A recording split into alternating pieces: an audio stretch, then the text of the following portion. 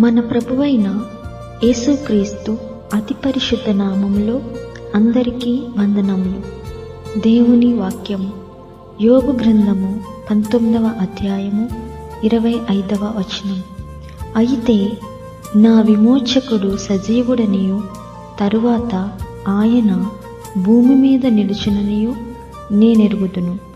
మరియు కీర్తనలు గ్రంథము 57వ అధ్యాయము 2వ వచనము.